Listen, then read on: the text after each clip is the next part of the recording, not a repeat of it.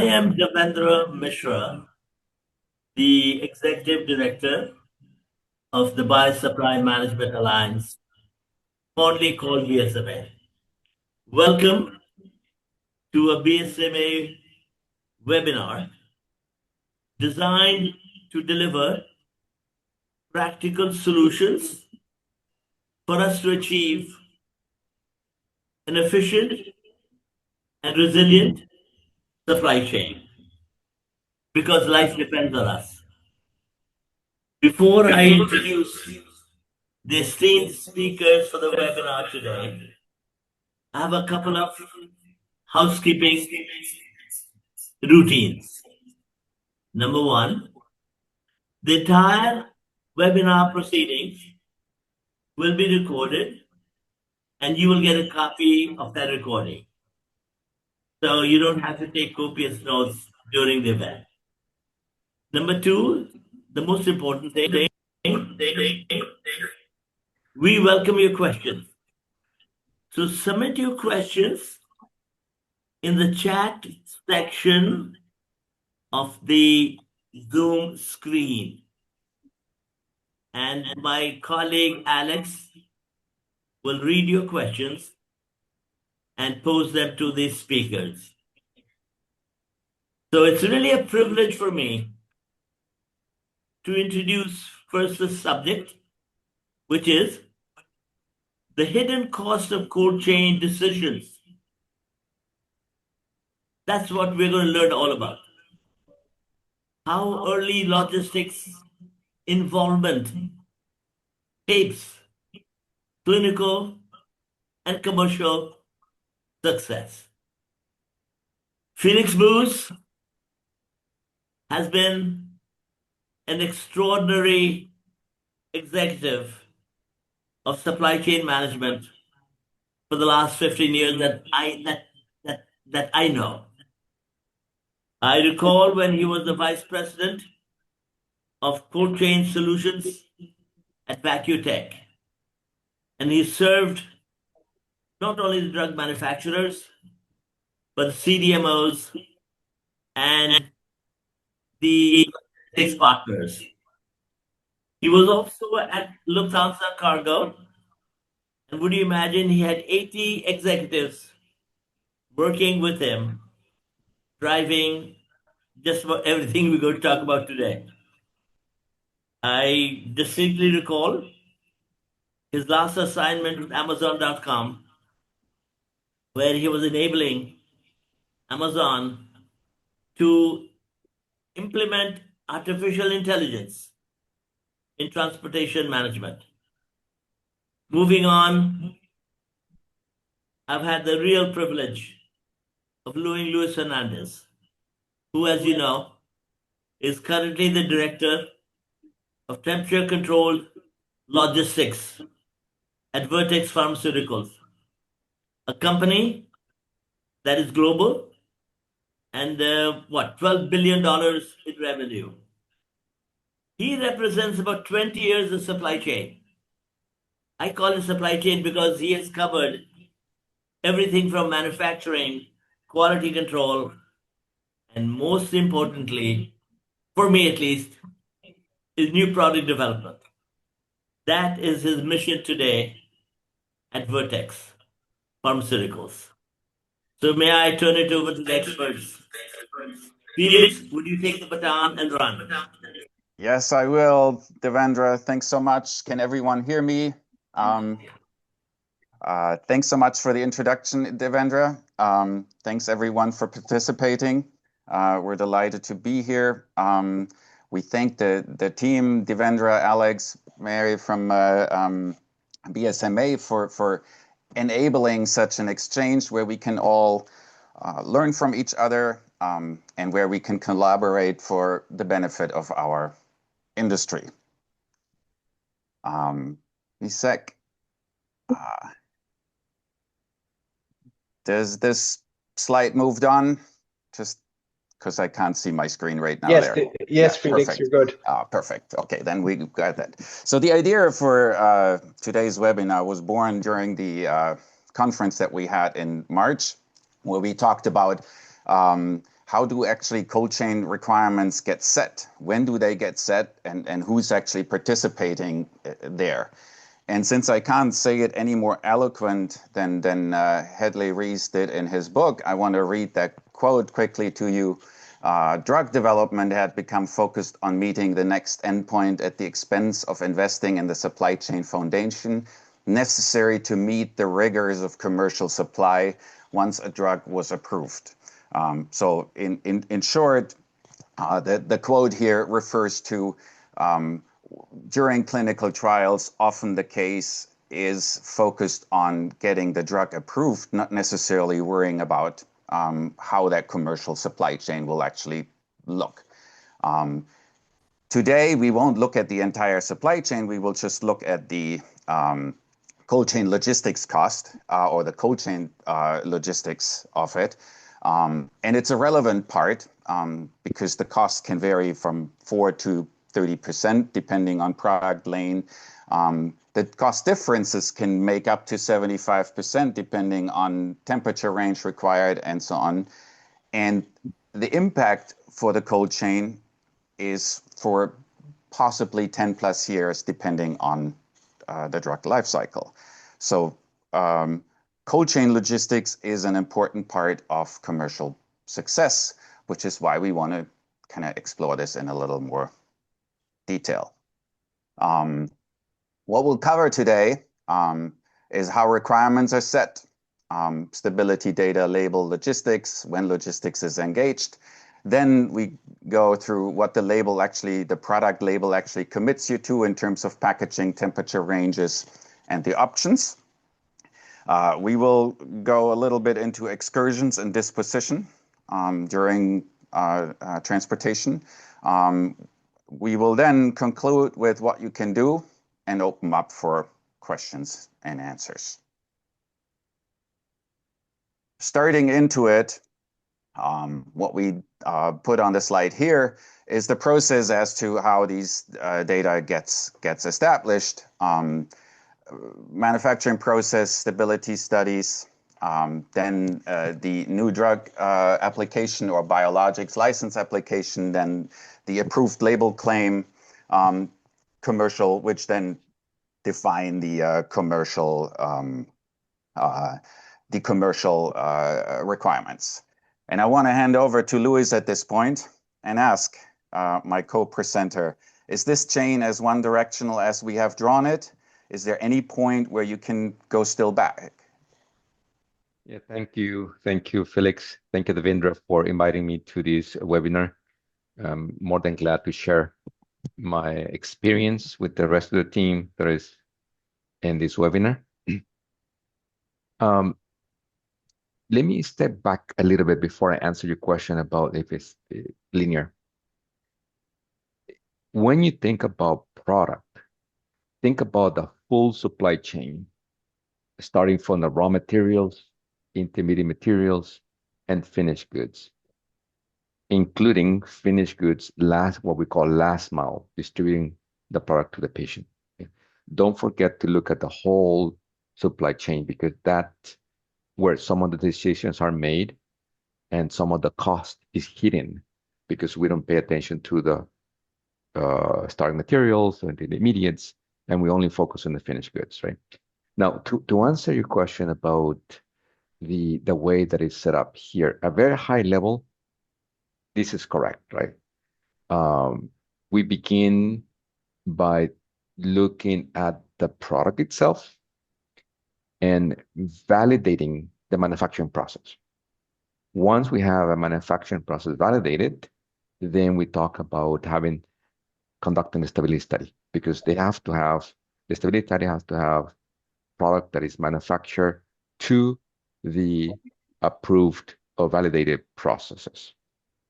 And the rest, the submissions and label claims, once you get approval, you get the label claim approved, and then you go commercial, right? So at a very high level, it makes a perfect sense, on what is established in this slide.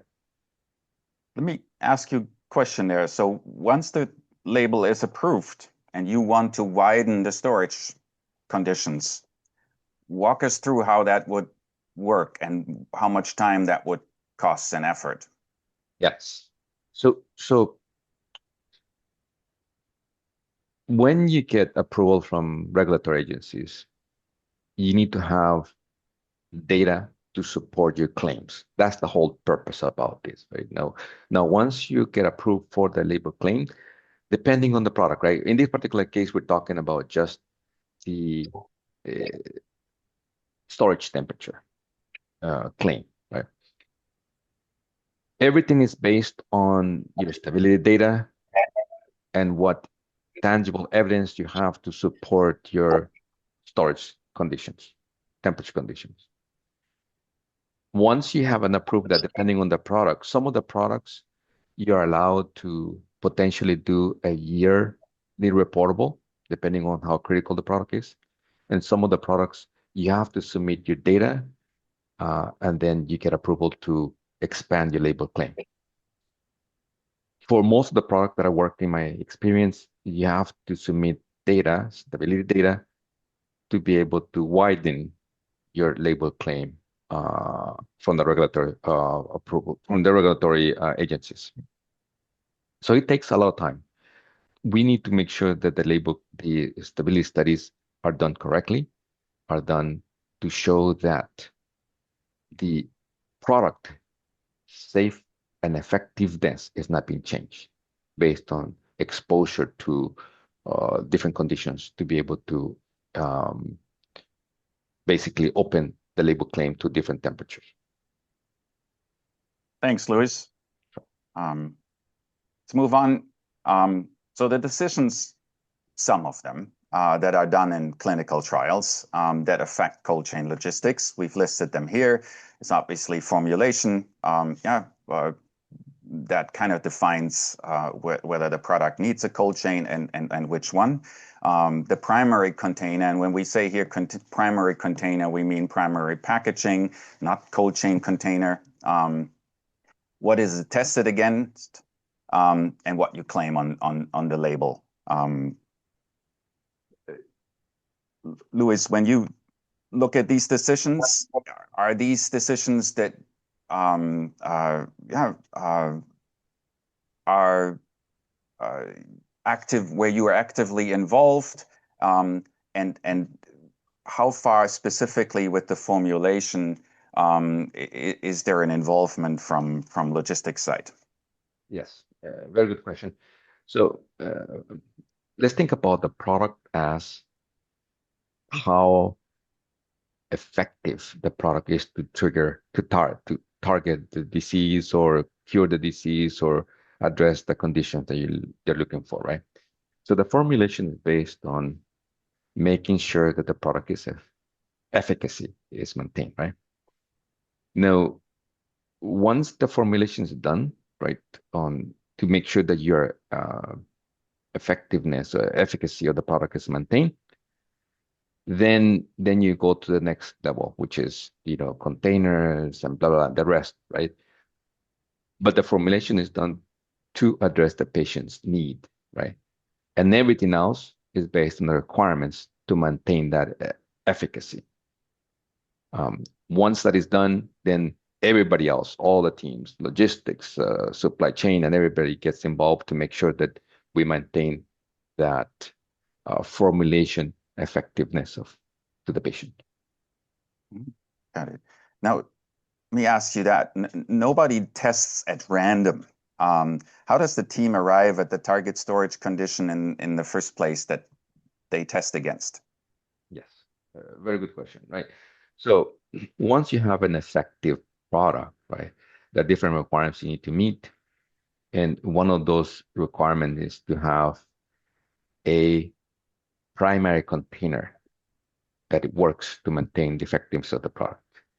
The other requirement is to make sure that we deliver the product safe and effective to the patient. Those are the requirements, right? Because of that, then we have stability studies that determine the shelf life of the product, including the storage condition, right? Once the storage condition is placed, then we need to think about how are we going to be able to maintain the storage conditions as we move forward, right? A storage condition doesn't only mean storing the product in the warehouse, but it also includes the environmental impacts or temperature impact as you move the product from point A to point B. Now, I know that this is a background I'm providing, but it is important to understand how the formulation is done, how the primary container is maintained, the label claims, and the storage conditions, right, for the shelf life of the product. And all that is involved during the development process of that. Felix, I don't know if I was able to answer your question, but I wanted to give you more details. I appreciate that. So just to sum it up, safety and efficacy are absolutely non-negotiables. But within that requirement of safety and efficacy, it is not only let's say recommended, it's actually helpful to test and evaluate these decisions against the commercial cold chain. Now, in many, and when we talked in many organizations, this picture is a picture that still kind of exists, where commercial supply chain or commercial cold chain logistics experts are involved when the product is approved. How is that in your experience from several companies you worked at, and how is that currently? How do you change that at Vertex? Sure. Thanks for asking. This is a very good representation, very high level representation on basically product development. I'm gonna go backwards. So once we're commercial, right? Depending on the region that you're gonna have this product commercially available, then you have to meet certain requirements per region, right? In the US, FDA, in Europe, European regulatory authorities, and so forth, right? Depending where you go. And then you go back to phase 3 to make sure that your studies perform and you reach your endpoints that you're claiming for, and so forth, right? You go backwards all the way to preclinical, right? That's the process. Now, the reason why I went backwards is because it's good to understand, number one, where you're launching the products to, right? And number two is that when you go to phase 2, phase 3, what are the key activities that need to get involved, right? Now, if you look at the last row at the bottom here, commercial cold chain logistics experts get involved. We get involved around phase 2, phase 3.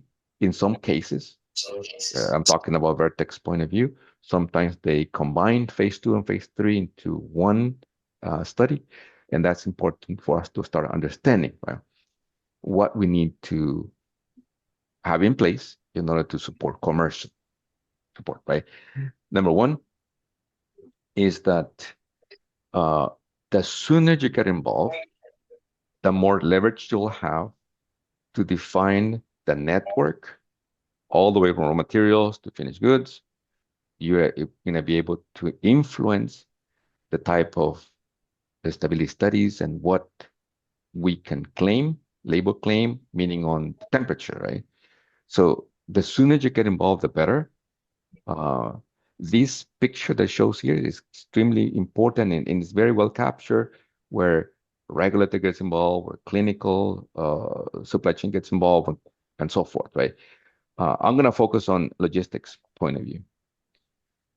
During the time that you do phase 2, phase 3 trials, right, you start bringing some raw materials and you start bringing some your CDMOs to see where they're going to manufacture and so forth. That's where you're establishing your network.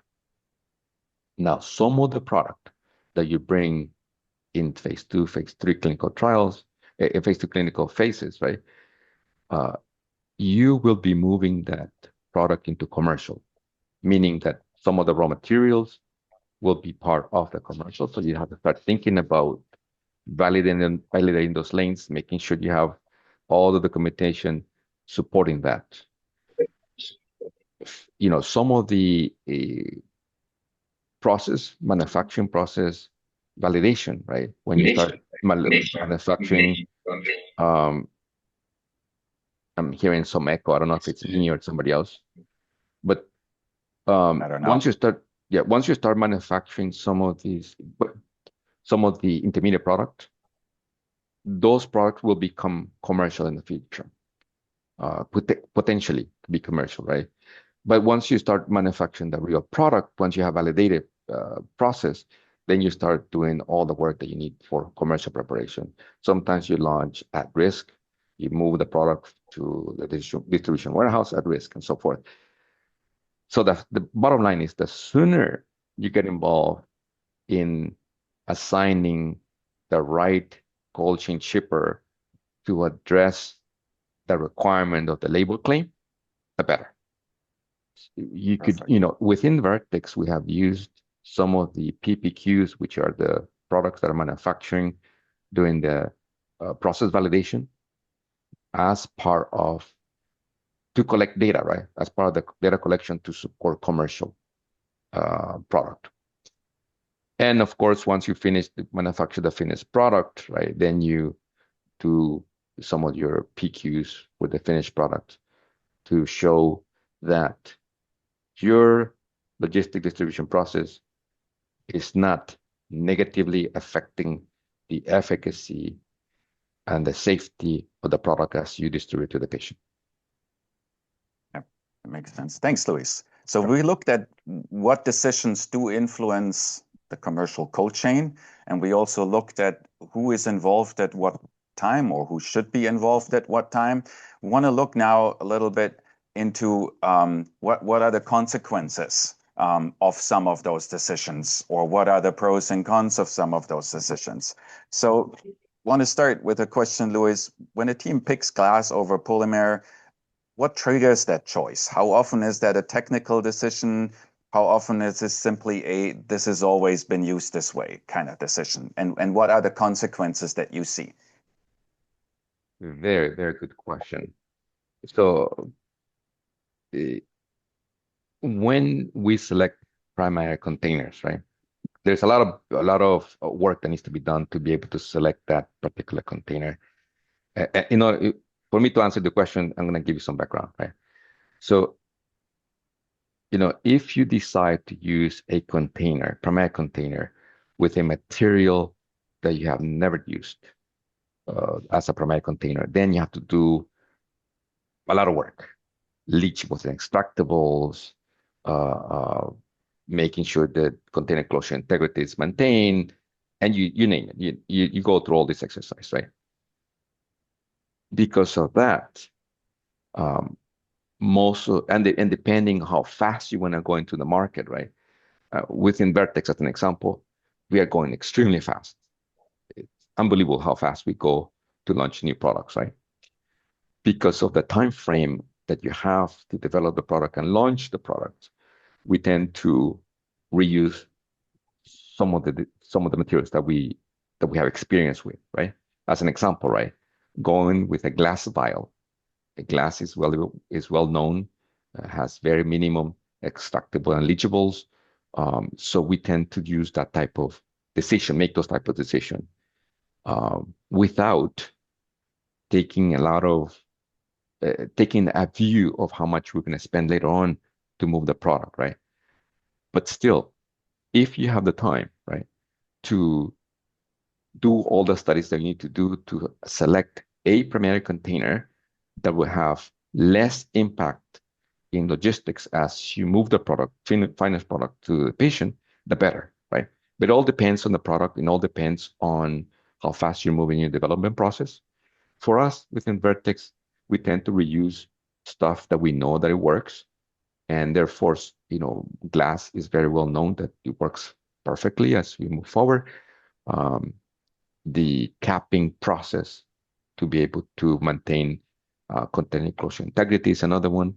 So to answer your question, Felix, is that depending on the product, depending how fast you're moving, you select containers or primary containers that you have experience with before, and then you move forward. Right? That makes sense. Let me ask you one specific question on the glass versus polymer there. Some studies say glass is more sensitive to ultra low temperatures. Is that something that you guys consider if you have a product that requires those kind of temperatures? Yes. So there are glass pipes that they can maintain very cold temperature. That's not a problem. The problem is when you don't account. We have an Sorry, echo there is again. some echo again. The problem is on thawing and freezing, right? When you go to that cycle, when you use glass, you could crack the glass, you could break the glass. Once you do that, right?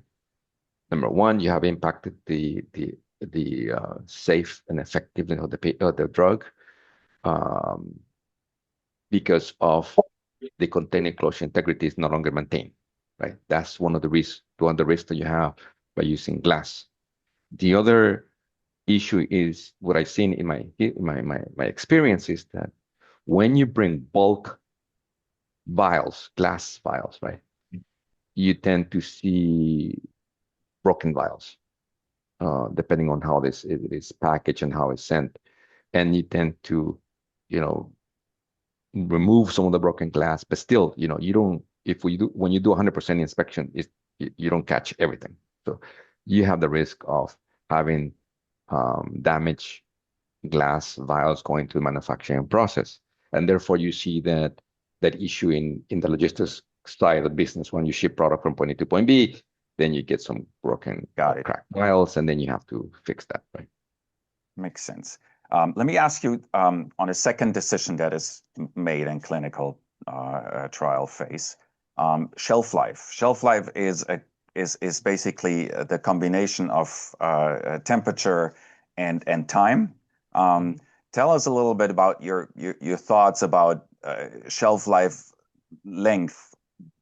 What is where does the benefit of longer shelf life starts, and at what point does it end and longer shelf life doesn't add any value anymore?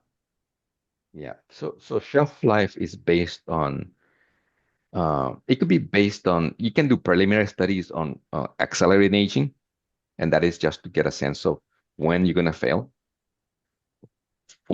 For documentation evidence that you provide to regulatory agencies, you need the real-time shelf life, right?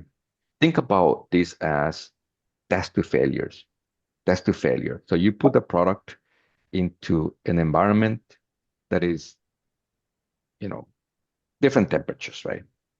Um, the label claim temperature, and that will be the baseline. And then you increase the temperature. Let's say if you're shipping product 2 to 8, of course you get that data. That's your baseline data, and then you increase the temperature to 10 degrees, 15 degrees, 20 degrees, 30 degrees, and so forth, right? Depending on the stability data protocol. And then you let it go for long, you know, time 0, time 3 months, time 6 months, 9 months, 1 year, year and a half, and so forth, depending on your protocol, on how you write a protocol, right? You know, the longer you collect data, up to the point that it fails, your product fails, your quality attributes, then you stop, right? That is your test to failure, and that is your shelf life that you have. Now, of course, when you launch a new product, you don't have the time yet. You don't know, most of the time, you don't know it. You can launch the product with 1 year of shelf life or 2 years. Over time, you get more data and more data, and then you expand your label claim. But the expiration date is based on, or your label claim is based on test to failure data. Once you fail, then you stop your studies. But in your experience, so while obviously, especially when you move ultra low temperature products, cell and gene, if there's a shelf life of 48 hours, that would be a problem. So probably everyone will work on extending that shelf life as much as possible, which is why these these products end up being ultra low temperature, at least at that point.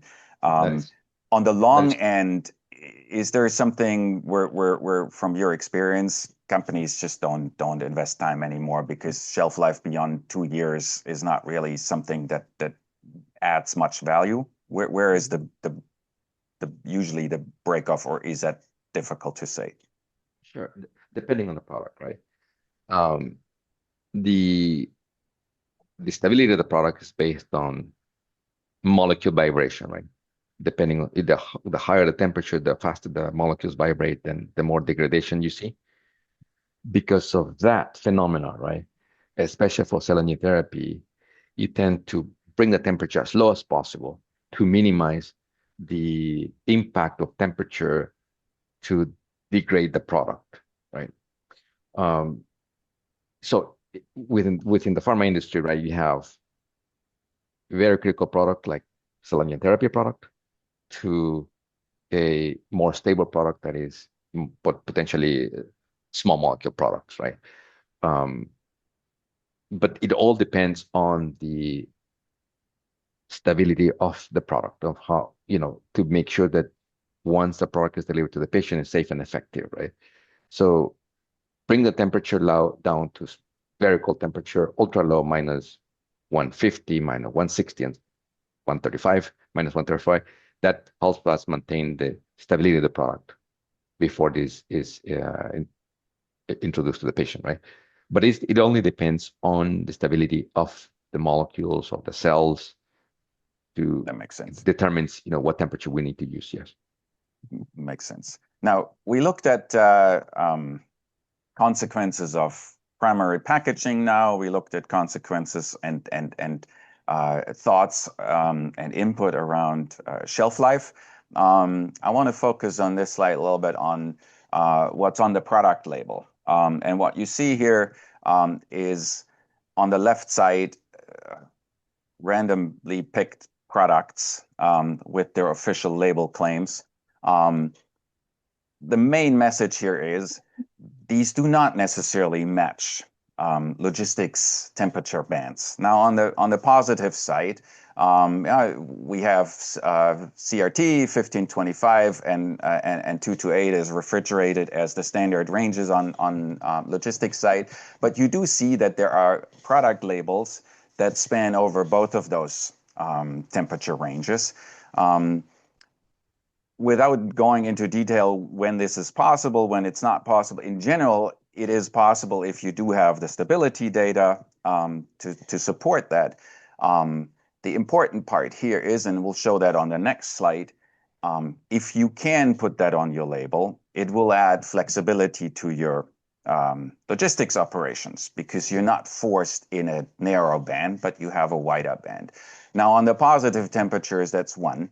There are also examples that we've listed on here where these products have a different label for shipping. Comes back to what Louis said with the stability data. If you do have stability data to show that this product is stable for a certain amount of time in a certain temperature, you can have a different label for shipping or a different temperature range for shipping on that. Just to use as an example, Vysolta here is a 228, but it can be shipped theoretically up to 40 Celsius, or another product that is shipped at 228 but should be stored frozen. On the frozen side, the convention is not as clear as it is on the positive side, usually with temperature ranges, and we see on the labels different ranges there that make it to the product label here. We'll go into details on what that means in operations on the next two slides, but I want to just pause here a little bit and ask quickly, Louis, is that something that you see in practice at Vertex? Do you span different temperature ranges? Do you have different shipping conditions different from storage conditions? The answer is yes on this, but let me expand a little bit more, right? So the cold chain container industry, because the way we set up the industry, right? We have containers that either they are 1525, either they're 2 to 8, or they're frozen, right? -20 and so forth. The industry has um, compartmentalized the temperatures, right? And therefore we're forced to use some of these unless we want to develop our own shipper that has broader, temperature ranges, right? But if you go off the shelf, this is what we have. So even if we have storage temperatures that are wider or transportation, and I'll talk about transportation temperature in a minute, but even if we have label claims that are wider, we're forced to use one of those shippers out there, either 1525 or 2 to 8, depending, right? Now, let me step back a little bit about the transportation temperature.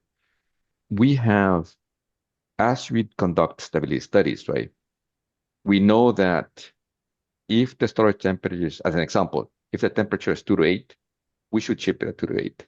But we have data, stability data that can support higher temperatures for some time, right? For some hours, days, whatever, months, and so forth, right? But in one of the audits I participated, one of the regulatory auditors told me directly in one of the audits that the stability data, most of the stability data is done to support the patient, not to support the manufacturing process. Transportation is part of the manufacturing process, right? So in some cases, we do have transportation temperatures wider than the label claim, and that is because we have data in the stability study data to support that, and we can use that as needed, right?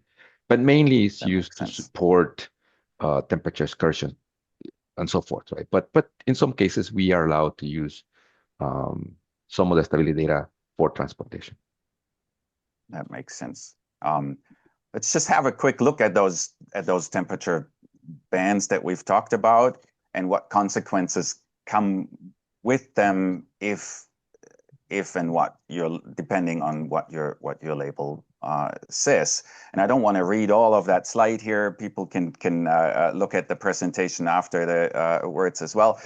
Just want to highlight a few things here. So it would be too easy to state the positive temperature or the warmer temperatures would mean it's less complex. Yeah, you can if your product requires a tight 15 to 25 range, that can be at times, depending on lane and season, more complicated than a straightforward 2 to 8 shipment.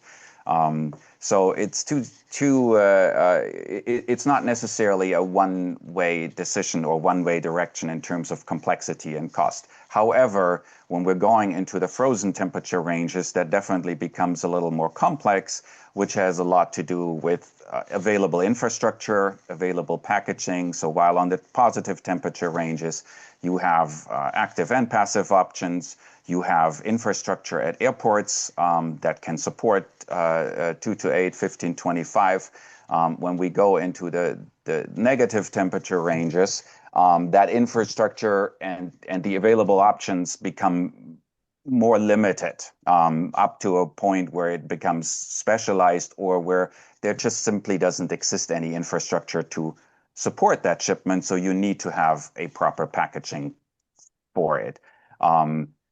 We'll look at the key thermal technical challenges here. Obviously, when you are in a positive temperature range, you have to protect against colder and warmer temperatures, and that can actually happen in one lane. If you ship something from Los Angeles through Chicago into South America, that is one lane where you have both climate zones, so to speak. So you need to protect against both temperatures.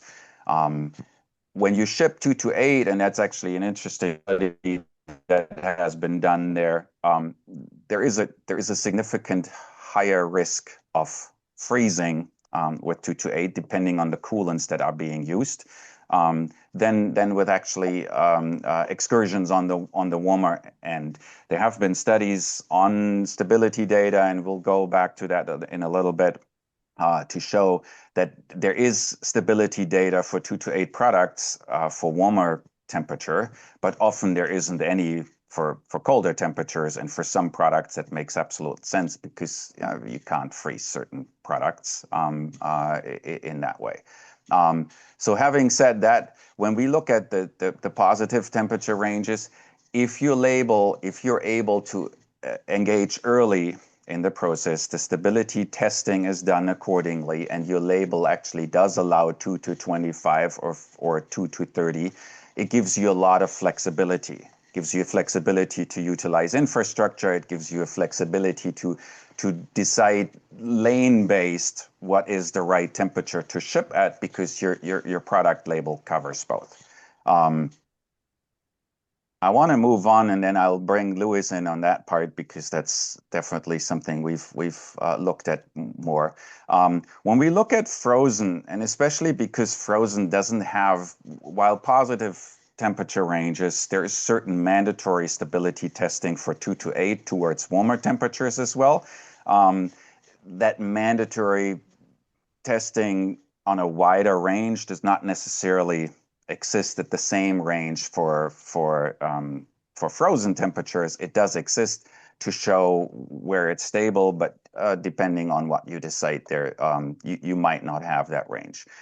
I want to compare just to show and illustrate consequences of existing or lack of stability data on the frozen side. If we compare a -15 to -25 shipment with a below -20 at all times. Sorry, we have an echo here again. Because of the available infrastructure, because of the packaging solutions you would have to look at, your cost can increase by up to 54% per pallet for a shipment that requires below -20 at all times versus a -15, -25. Why is that? There is a wider range of packaging available for -15, -25 with PCM solutions. Those also have a infrastructure that supports this. You have infrastructure around the world, not as big as the 2 to 8 infrastructure, but you do have infrastructure that allows you to store at -20. Now, if your product requires below -20 at all time, a storage that is set at -20 won't just be good enough. So you will need the packaging there. What drives the difference in pricing is, you either have to order dry ice if your product doesn't have a lower limit, or you have to have specialized PCM, which comes at a different price. You might have to re-ice if you're using dry ice. Your routing is a little constrained, because if you can't store the product along the way in the required temperature, you need to make sure that you're not exposed to flight cancellations in a transit point, for example. So over the long haul, and this is just an illustrative incremental logistics cost, over the long haul, you might run into a additional cost of $6 to $10 to $14 million over a 10-year span, depending on the volume. So those decisions do have real consequences, and therefore it's really it makes a difference whether your stability data covers this or it doesn't cover it. I want to speak very briefly on dry ice and when to use it. And we already have a discussion that we might set up a separate seminar on focusing on dry ice, but I want to just briefly go in here.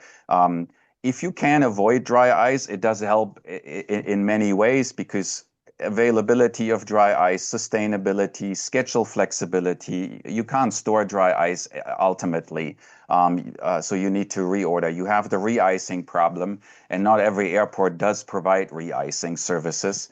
You have aircraft limits where your product might be offloaded if it doesn't make it within the limits. And one problem that is often not looked at specifically is if your product does have a lower limit for whichever reason. So for example, if it says -60 to -90, you have the problem of supercooling with dry ice, where temperatures can actually drop below, so you might have excursions. So while on the positive temperature range, the labels and the ranges are more set, on the frozen side, we don't see that as the same way, but it does have an impact on your requirements and thus on the complexity and the cost of your cold chain. I'm looking a little bit at time here. Maybe, Luis, we can come back to that in a bit, but I want to make sure that we cover this slide first and go there, because that's something that I really wanted your input on. So we've just talked about what your label allows you to do in terms of shipping, but Luis already said stability data often goes beyond the label, because the label isn't necessarily available in that temperature band that the stability data covers. And we want to just cover here what the differences are if you do have a wider range of stability in this instance here, where we look at a situation, a shipment arrives outside the labeled storage conditions, what happens? And I want to start on the right. There's obviously one case, if stability is tested and it fails at this condition, there is no base for a predisposition rule, and yeah, either it needs to be shipped back or discarded or however. But I want to move on to the next box. If it arrives outside of the stability data, or if it arrives outside of the tested stability data, Luis, is there anything that you can do if it hasn't been tested? Can there be if you haven't covered that, how are you handling that at Vertex? So this is a very good question, right? And I'm going to talk about heat transfer. Heat transfer is not instantaneously, right? And as the heat transfer point from the outside to the inside, there are different layers in the shipper until you hit the data logger. The data logger is not inside the product, it's next to the product, right? Or it could be outside the pallet, or it could be somewhere, but it's not inside the product, right? When you get into situations where you have no stability data and you have temperature data, you can do a model simulation to see how deep did that heat went inside the product, right? And you do some paper-based exercise saying that based on heat transfer, what is the likelihood of the heat and the warmer temperature going inside all the way to the product? Doing that rationale is not that easy, but it's doable. Knowing your heat transfer experience and how you can do the investigation and the paperwork that you need to write, sometimes you can present that to the quality organization. And depending on how strong your rationale is, sometimes you can save some of the product. But if you cannot have a strong rationale, then quality will say, nope, still not good, right? Still going to go out. But it's based on the heat transfer model to show that heat has not reached the product and has not affected the product. Yeah. Now, so if you haven't, let's just go back to our clinical trial times. We test stability, and for some reason, stability testing doesn't go to the extremes. It doesn't test the widest range. Maybe it wasn't possible at the time, or maybe no one thought about it. So if you don't have the stability data, it becomes ultimately really complicated to save the product here. Correct. You have to really put a very strong rationale, and it has to go to different filters, make sure that we can defend it, and then we can do so. Yeah. So is an argument for basically during clinical trials to test as wide stability as at that point you can in order to give you that flexibility, not only with regards to the shipping label, but independent of the shipping label and the shipping conditions. If their excursion happens, you want to have proof. Yes, correct. Yeah, Now, have tangible evidence to show. Yeah. let me ask, so if that stability data exists, and I want to know how that is handled at Vertex, if you have the stability data that exists, theoretically, you can write a predisposition rule, an SOP, that covers this. Is that something that is done regularly at Vertex? How is that implemented so that instead of, let's say, a longer product hold, which if you don't have a pre-written SOP stability disposition rule might be the effect, you're able to make a decision on the disposition of the product quickly. Yeah. So those are good points that you're touching here. One is your temperature excursion work instruction or SOP, how you can handle that. It's important to have something in writing to indicate what are the rules that you need to follow, right? The other thing is that we need to have the stability data in a format that can be easily used, right? As an example, right? If your shipping range is 2 to 8 and you had a temperature excursion to 10 degrees, in your SOP, or how to handle temperature deviations or temperature events, you can easily say, if the temperature has gone up to X degree, in this particular case, 10 degree, for X number of hours, then it's still allowable. So when you open the deviation in your quality systems, Viva, you name it, right? Then you can easily close it right away because you have data to support that the product's still safe and effective. So you still need to open a record, but it's closed very easily. We do have that within Vertex. We have developed systems where we can easily document what happened and release the product. Makes sense. So to sum it up here, the service failure will always be investigated. So if you book a service, you have a packaging for 2 to 8, and it arrives outside or it experiences a temperature outside, you will always investigate the service failure, but you don't have to investigate the product failure if the stability data covers it. That's very well. I want to move on to just very quickly some practical actions for logistics professionals that one can look at based on Luis's input. And Luis, feel free to add here. Yeah, I want to just highlight earn a seat at the table early on. That's important. Challenge the specifications. We are not the chemists that know what is safe and what will drive safety and efficacy, but it's important to what Luis laid out to share what consequences these decisions during clinical trials will have for the commercial cold chain, and then build excursion tolerances into your quality framework, as Luis just laid out with the system where decisions then can be made quickly if stability data covers it. Luis, anything to add from your side? Yes. Number one is that if you get a chance, and you have to fight for that chance to be part of the development process, the best way to do it is to make a strong relationship with the PMs, with the project manager development people, because if they understand what the impact is, they will tend to support that effort and bring to the table best in class practices, right? So that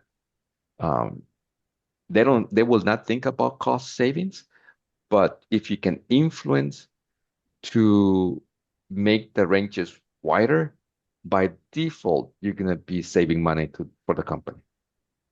But you have to fight for that plays in the development process, right? The best way to do it is, like I said, make strong alliances with the program manager, uh, the technical person in the development process. That's the best way to get some insights in there. Very well. We're at the end here. I'm going to hand over. Alex, are there any questions that came up that we can answer at this point? Yes, first of all, thank you, Luis and Felix, for the very insightful information. I hope it was really a good refresher or a great update for the audience here. I'm just reading a couple of questions, first starting with Stefan Brown. He is asking how you see the role of digital twins to support your process and support the risk assessment. I let Luis answer that. Okay, thank you. Yeah, so within Vertex, right, we're doing a lot of work on digitalization of our processes and so forth. So from my experience, the Habitat Digital Twin helps on risk assessments. You know, what is the risk? What is the assessment? What is the outcome of that? And to make decisions faster, right? As an example, right, if you have a real-time data logger system, then you can actually see in your digital twin where in the distribution process you saw the excursion. It could be at the airport, it could be at the particular warehouse because they left the product in the wrong section of the warehouse and so forth. So it will help a lot. It does help a lot in the investigation process. In some cases, it depends in, how often you get these issues. You find the root cause. It can be easily fixed because you have a digital twin on how you're moving the product, where in the distribution process, in the route, you're having these issues, recurring issues. So it helps in both ends, on risk assessments and making decisions and addressing root causes, CAPAs and so forth. Yeah, thank you for that answer, Luis. Very insightful. Not a question, but a comment from Alan Jackson. I think it's exactly what was already presented. He says, I would argue that there needs to be involvement in setting up and shaping the stability protocol, right? So this is probably referring to your cross-functional involvement at the beginning of the development stages, because it gets more difficult to really kind of modify that later, which actually then drives to one of my questions, if you allow me, where a lot of what we covered here is still, of course, clinical development, pre-commercialization, at the brink of commercialization. But what about products that are already on the market, right? Is there any optimization opportunity based on the opportunity that the teams can go back and say, well, we have been spending XYZ amount of logistics costs, but we realize reality is a little bit different. Is there a way that we can consider cost optimizations without compromising service and quality?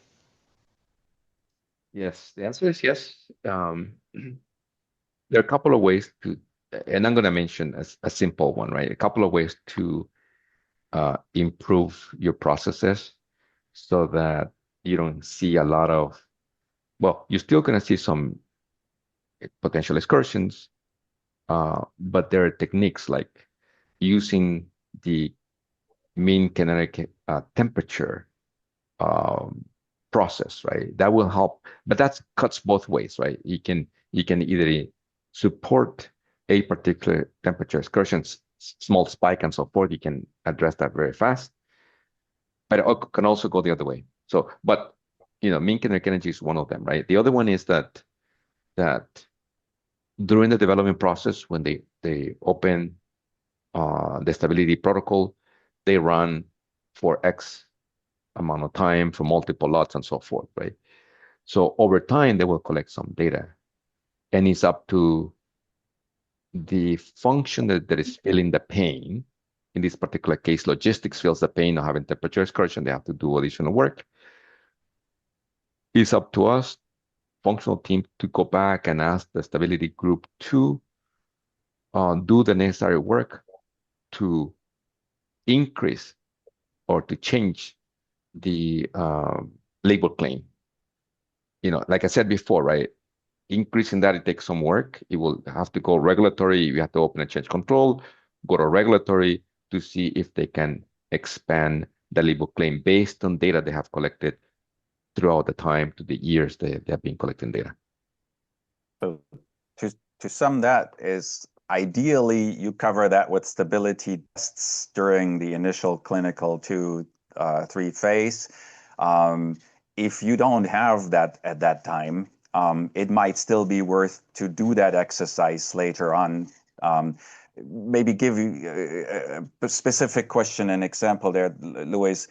If you have a product that requires -60 or -70, how likely, and we've seen that there is obviously a big benefit if you could move that to a -15 and colder or -20. How likely is it to maybe later on be able to move that? What would that require? Can you walk us through? Yeah, it is doable. It is very doable. And okay, based on my experience, right? In the pharma industry, it's hard to do a change, right? But you need to have the culture to be able to initiate the change and have the supporting documentation to implement the change. And because of the work that it takes, a lot of companies they don't want to do that, right? But again, it is doable based on data. Either if you don't have data, you have to go back and ask them to develop the data and then use the data to implement the change. But it is definitely doable depending on the leadership that you have. The leadership will also have a lot of influence. If they're Yeah. open to that, savings and so forth, they will push to get the change, to get the data to perform the change. That makes sense. And it's not only you pointed that out. It's not only savings; it's also safety. Yeah. Less excursions that one would achieve. Yeah. Thank you for that. I'm just looking at new questions. No additional questions in the chat box. One other question it occurs to me, Luis or Felix, is, of course, most of our audience is very much focused on FDA regulated requirements in this space, perhaps also focused on the US market. But to what extent what we have just covered today, we can just easily carry on if we are expanding our footprint in Europe or in Asia? So let me start and then I'll hand over to Luis. There is such a thing as the International Council for Harmonization, which is a organization that ensures that the requirements set by EU, Japan, USA are somewhat harmonized. While they're not necessarily identical, but you don't have to run a complete different stability program and test. You can use data that you've used in the US. That's basically what the purpose of this is. But I let Luis go into detail on how he manages that with Vertex. Sure. So that's a good question. At the beginning, I mentioned that we need to understand the network and where we are going to be distributing the product to and so forth, right? Over time, of course, the approvals go to different regions, right? Based on my experience, I would say maybe 95% of the data that we collect to support an FDA submission is, for most of the stuff that we need to do, including cold chain shipping systems, it applies to other regions. Some of the exceptions are maybe Brazil, that they have a little bit, based on my experience, that room temperature is a little bit different than in the US. In Canada, they also have additional requirements. Sometimes they require a visible device that can tell if there's an exertion or not. Some of the other regions in the Middle East also they might have a little tweaks here and there. In Europe, in some cases, you have physical site inspection, where you need to make sure that you have processes and systems that allow to do the physical site inspection. So, but overall, what we do to support the FDA approval, it applies to the rest of the world. Thank you, Luis. Great answer, very helpful. There are not additional questions at this point. So I pass it to Felix and Luis if you would like to wrap it up, and then we close with Devendra. Yeah, I'll just start. I just want to say thanks to the audience for being here, for allowing us to steal an hour of your time and share this. And thanks to BSMA again, and thanks to Luis for being an exceptional expert in this space and adding so much value to it. Thanks, everyone. Yeah, from my end, thanks for giving the opportunity to share my experience. I know 1 hour is very short to cover a lot of different things, but I think that pieces here and there that I mentioned, hopefully that will help new members to become experts in this field. And I'm more than glad to do that. Thank you, BSMA, and thank you, everybody.